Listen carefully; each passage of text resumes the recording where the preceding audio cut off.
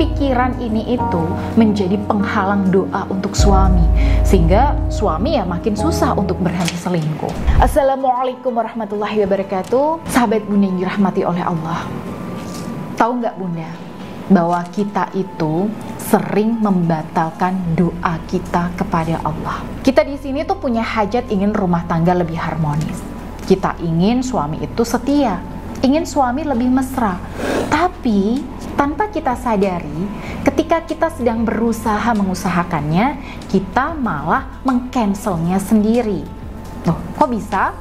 Nah, salah satu cara membatalkan doa ini adalah dengan sikap dan pikiran kita sendiri. Nah, jadi ada beberapa sikap atau pikiran yang sering kali kita lakukan yang tanpa kita sadari nih Bun, tanpa kita tahu. Salah satunya yaitu sikap mengeluh dan berpikir negatif alias suuzon sama Allah. Ketika proses ikhtiar kita itu buntu di tengah jalan, aduh kok begini ya, saya udah ngelakuin ini loh, kok suami saya gak kunjung tobat sih, ya Allah, saya kan udah coba berbagai cara, udah pakai yang paling halus nih, tapi kok suami gak berubah-berubah ya, kenapa masih gini-gini aja ya.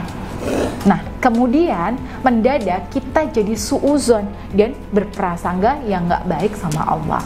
Ayo, ini siapa di sini yang sering begini, Bun? Memang sebagai manusia ini memang biasa terjadi tanpa kita sadari. Itu naluri alami kita, Bun, sebagai manusia. Bahkan Allah sendiri itu sudah berfirman dalam Al-Quran surah Ma'arij.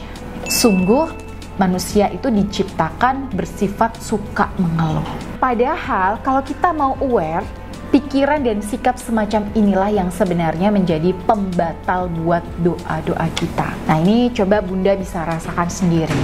Malam-malam ya kita berdoa sama Allah dengan penuh keyakinan dan rasa husnuzon sama Allah bahwa Allah itu akan mengabulkan doa-doa kita nih. Tapi begitu pagi nih atau sorenya ya kita baru mencoba satu kali mendekati suami dan gak ada hasil, kita langsung menunjukkan pikiran dan sikap mengeluh. Ini artinya ada yang gak sinkron dan gak selaras antara doa yang kita panjatkan sama keyakinan kita sendiri. Ibaratnya itu, malamnya kita bilang sama Allah, ya Allah, aku mohon kepadamu yang bisa menyadarkan suamiku. Aku yakin kepadamu ya Allah, aku serahkan kepadamu. Nah, tapi besoknya kita meragukan Allah nih. Loh, gimana sih ya Allah? Kenapa engkau masih belum mengabulkan doaku? Kok masih begini ya? Aduh, aku bingung ya Allah. Tanpa kita sadari Bun, dengan mengeluh, kita itu sudah bilang seperti itu sama Allah. Karena mengeluh itu adalah tanda bahwa kita meragukan kekuasaan Allah. Jadi kalau dipikir-pikir nih, kita sudah bela-bela ini bangun malam ya buat berdoa. Lalu besoknya langsung kita batalin sendiri lewat sikap, kata-kata dan prasangka buruk kita sama Allah. Terus kalau kayak gini harusnya gimana dong Bunda Ayu? Idealnya ketika sudah memutuskan untuk ikhtiar, maka harus siap dengan segala resikonya. Kalau memang Bunda meyakinkan diri untuk mantap berikhtiar mempertahankan rumah tangga, maka artinya kita juga harus siap dengan segala resikonya. Resiko dicuekin suami, resiko nggak dianggap suami, resiko denger ucapan kasar suami dan sebagainya. Nah, makanya kuncinya di sini adalah buang nih semua ekspektasi ke suami dan alihkan ke Allah. Ya, dengan segala rasa keyakinan dan kepasrahan kita sama Allah. Nah, ada yang Allah kasih cepet ya, ada yang Allah kasih lumayan nih prosesnya, dan ada yang Allah tunda nih, tapi digantikan yang lebih baik.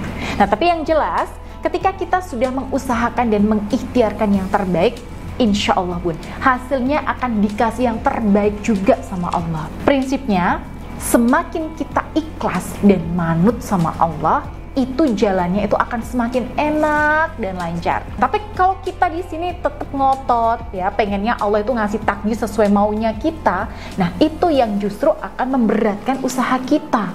Nah, kenapa bisa berat? Ya karena kita sudah ngambil jatahnya Allah, sementara kita nggak mengambil jatah kita.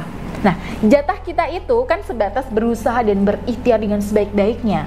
Sedangkan jatahnya Allah itu yang mengatur jalannya, sekaligus menentukan hasil akhirnya.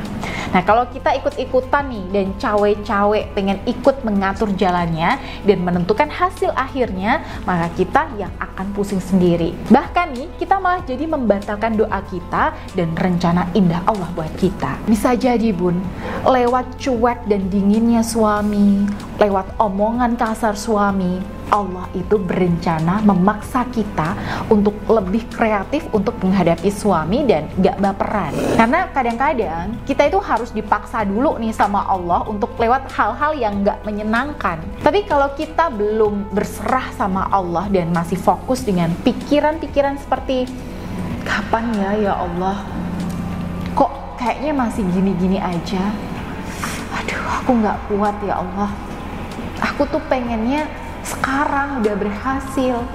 Itu bun, malah yang akan membuat aura kita jadi tertutup oleh obsesi kita sendiri. Dan ini yang akan membuat doa kita seperti tertutup oleh aura negatif sama diri kita sendiri. Nah, untuk itu kalau bunda ingin doa bunda cepat terkabul, maka saran saya, bunda nikmati prosesnya.